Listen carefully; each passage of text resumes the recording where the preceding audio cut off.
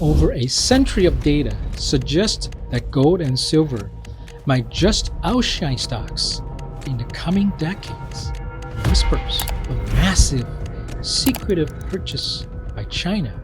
Silver has its own dirty secrets. Welcome back, folks, to another episode of Money Talks US, China, and Beyond. I'm your host, Chris Lee. Last time, we left off with a bit of a cliffhanger, didn't we? We talked about several billionaires being destroyed by the silver squeeze, the underwhelming performance of gold and silver at the start of recent crisis, and pondered over Warren Buffett's famous skepticism about gold. But here's the big question we end with.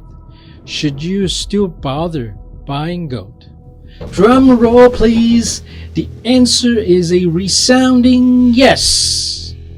Now, I tried to wear a tie in a color of gold to match the occasion of this episode, but my wife simply laughed and said, "That's the best you've got?"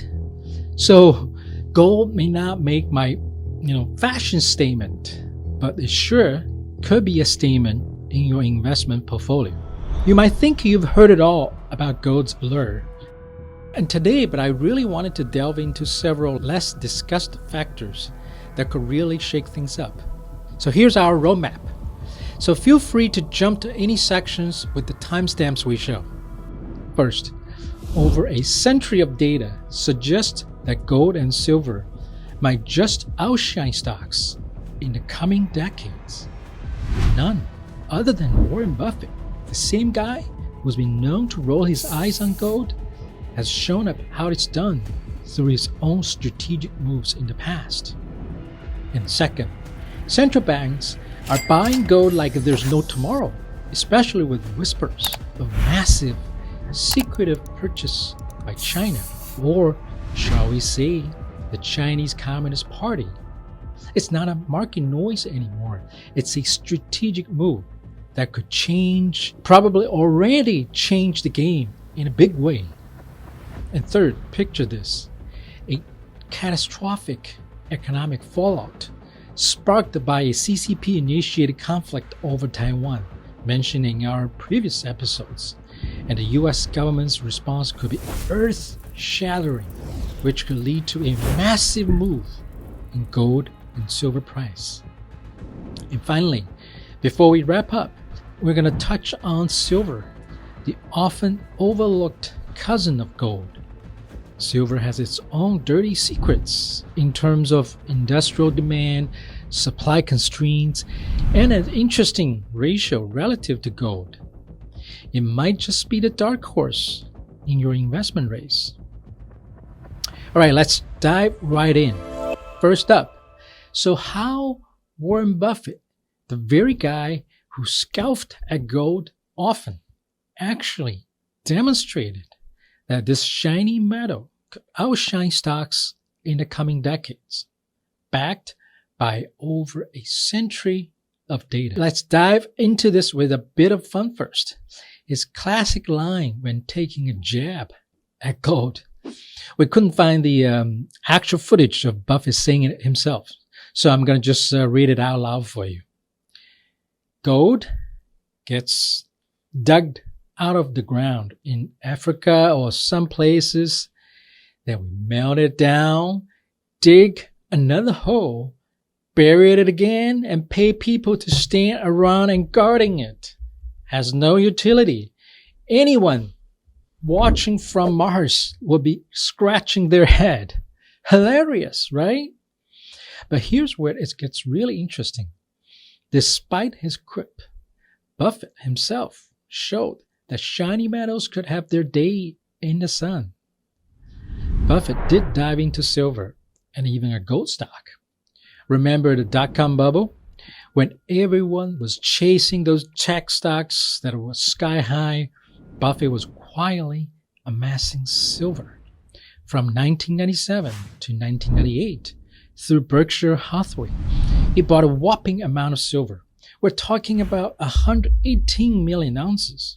Why? Because he saw silver was dirt cheap relative to the supply-demand dynamics, and a price increase was on the horizon. Now, some folks speculated that Buffett might have been trying to pull a Hunter Brothers stunt on the silver market. But here's the twist. Buffett bought all physical silvers. No futures, no margins. So he didn't just keep his shirt.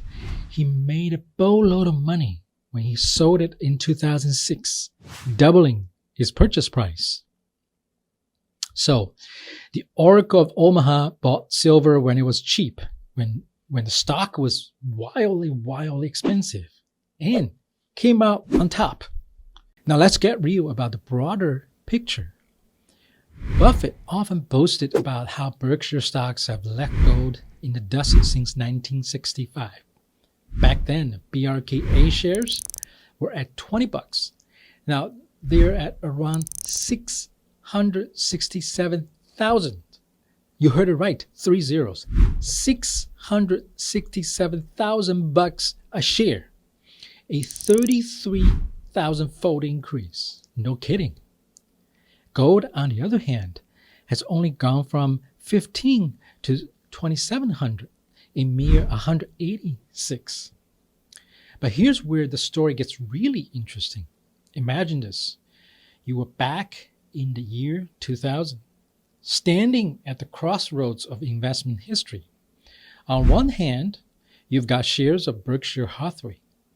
On the other, a shiny bar of gold. Which one would you pick? If you had chosen gold over BRK, you would have been sitting on a 470% return a decade later by 2012. Three times what Berkshire did at just 140%. And Berkshire had not caught up with gold until 2020, 20 years later. Why? Because 2000 was the peak of the dot-com bubble, where stocks, including Berkshire, was sky high and gold was just the underdog, quietly waiting for its moment to shine. And it did. Finally, here comes the chart that stretched back a century with some historical drama based on the analysis of Lynn Eldon, the engineer turned financial guru. It tells a very compelling story. By gold in 1929 or 2000, and you would outpace stocks big time by 6% annually in a decade following 1929, or by a mind-boggling 16% each year after 2000. And guess what? We might just be at that point again. All right, second up, let's dive into the world of central bank gold buying and the mystery of the secret buyer. The World Gold Council has some eye-opening stats. Nearly 1/5 of all gold ever mined is now stashed away by central banks. Since 2000, these banks have been on a gold buying spree, with 2022 seeing the fastest pace of purchase since 1967, gobbling up 1,136 tons. And they didn't slow down in 23, and 24 is on track to set new records. This is a complete flip from the 90s and early 2000s, when central banks were offloading gold due to falling prices, booming economies, and the low end returns. But here's where it gets really intriguing. Who's been doing all these buyings since 2000? Russia and China take the lead, both amassing around 1,900 tons based on their reported numbers. Now, Russia's buying is pretty transparent, but China, that's where the plot thickens.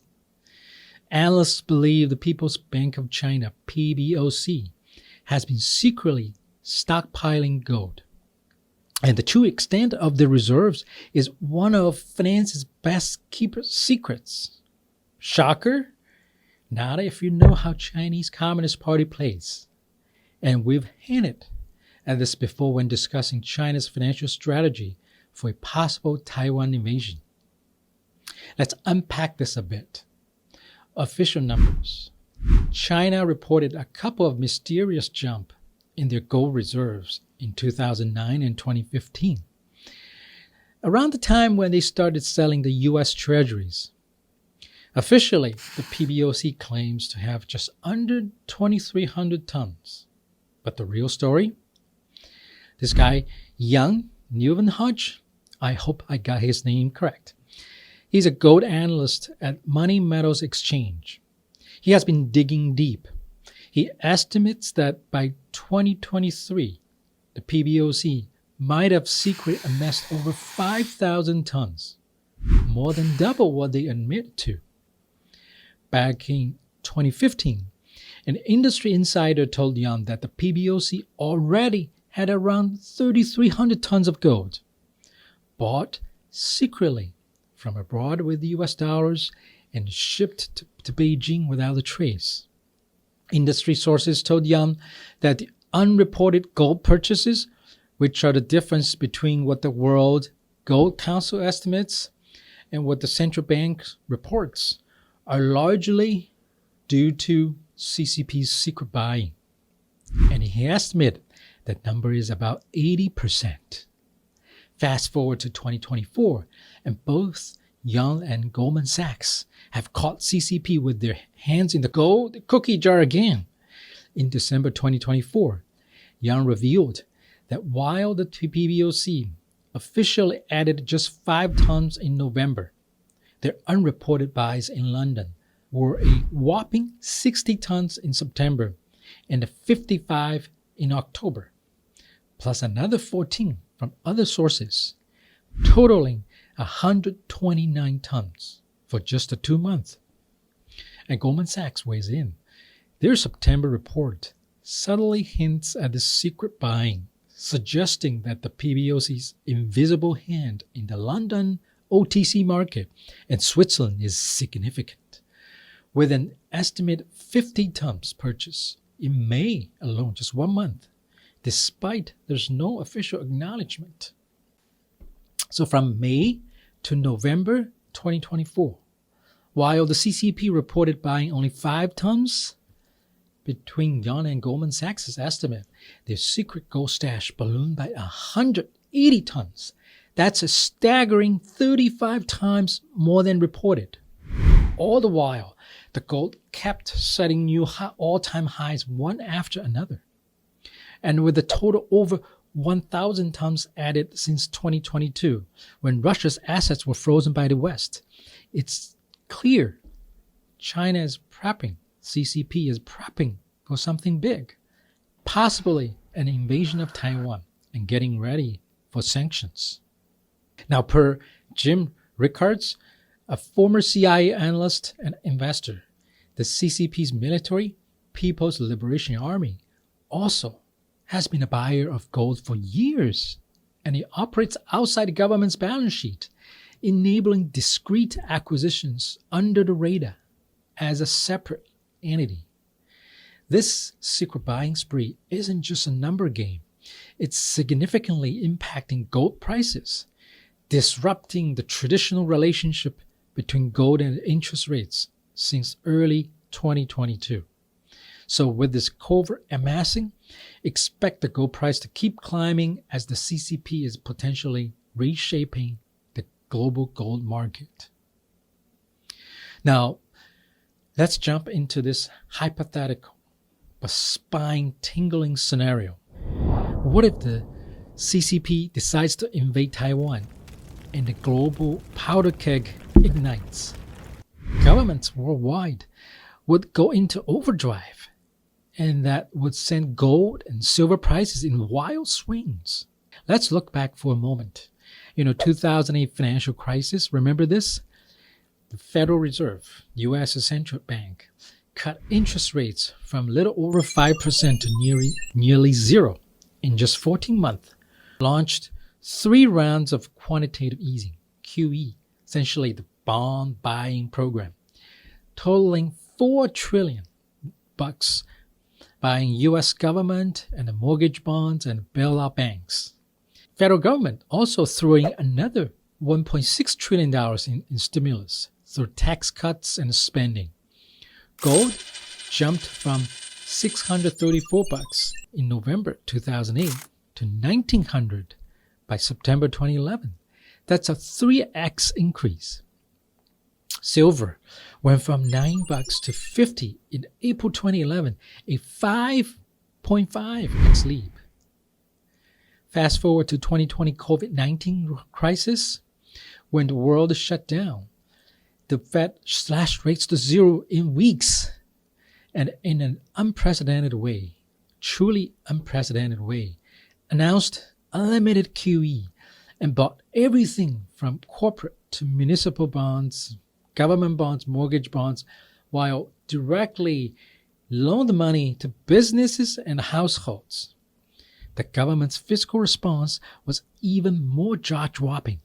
They injecting about $5.5 trillion into the economy. And the gold shot up from $1,450 to $2,100 in just 7 months. Silver climbed from 12 to 30 within the same period. Now, if we jump to the CCP US war scenario, the Fed's reaction will likely be no less than what we saw in COVID-19, if not more aggressive. This will be extremely bullish for gold and silver. But here's the catch. Would the gold and silver just skyrocket? Not so fast. Not so fast. We know from our previous episode that at the onset of any crisis, gold and silver often dropped alongside stocks. And here's my prediction for how this might play out. Initial reaction. When the war breaks out, you'll see an immediate spike in gold and silver price. But then fear sets in. Before long, the reality of global economic turmoil sinks in. The stock market tanks like no one's business. Everybody tries to cover their bets and scramble for cash. Both metals, particularly silver, will probably take a dive with the broader market. And then the global response kicks in. Governments around the world will respond with massive monetary and fiscal stimulus, flooding the market with cash. And the gold and silver will then lead the market recovery, shooting up and flying high. So in this scenario, the initial drop might be very scary, but the longer-term outlook for gold and silver will be incredibly bullish. However, remember this. The price may stay lower for longer than you can stay solvent. So take a leaf out of Warren Buffett's book, not Hunt Brothers. Don't buy on margin. Keep your investments within your means, and you're going to be in much safer position to ride out a storm and catch the upswing eventually. All right, so before we wrap up, let's wrap this up with a chat about silver. Silver is this quirky metal. It's got character. It's the best conductor of electricity and heat, even better than copper. You know that? Which means it's in practically every electronic gadget you own. Think about your phone, your laptop, even your solar panel. Silver is in there doing its magic. In electric vehicles, they use about 3 times more silver than traditional cars. With the rise of EVs and smart tech, silver's demand is only going to grow. That's one reason Warren Buffett got into silver back in the day. It's not just pretty, it's practical. And the shortage on the supply side is also quite staggering. We've been running a deficit for years, hitting a whopping 200 million plus ounces per year. Demand is just eating supply for breakfast. Silver mining not keeping up. Production is flatlined or even dipped. Most silver comes as a side dish when mining other metals like copper or zinc, making ramping up production a real puzzle. Recycling is there, but it's not the hero we need. Jewelry and the silverware scraps down. Looking ahead, experts are sounding the alarm, with demand outpacing supply in a way that's shaping up to be a long-term story. You know, there's another fun fact. Silver is 20 times more abundant in the Earth's crust than gold, but not so much above ground. Why? Because gold gets hoarded by central banks and the governments, while silver ends up in everything from your smartphone to your silverware and then often gets tossed away. Estimating how much silver is actually out there is a real head scratcher. But here's the twist with silver. When recession hits, the factories slow down, the industrial demand for silver drops like a stone, pulling its price down with it. That's why at the start of any economic crisis, silver can dive almost as hard as stocks. But once the government starts to pumping money back into the economy with a stimulus, silver usually shoots back, often faster and more dramatically than gold. It's just that much more volatile. Now I want to mention something really, really cool.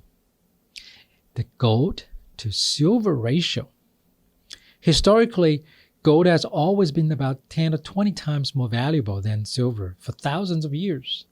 This ratio has been pretty consistent across civilizations from ancient Greece to modern-day China. Fast forward to the days of early America or during Napoleon's time, the ratio is about 15 to 1. But in the last century, we've seen it average about 50 to 1. When gold hit its peak in 1980 and 2011, silver was right there with it, narrowing the ratio down to the historical number 15-20 to 1. But when both are traded at bargain basement prices compared to history, that ratio can really balloon over 50 to 1, even touching 100 to 1.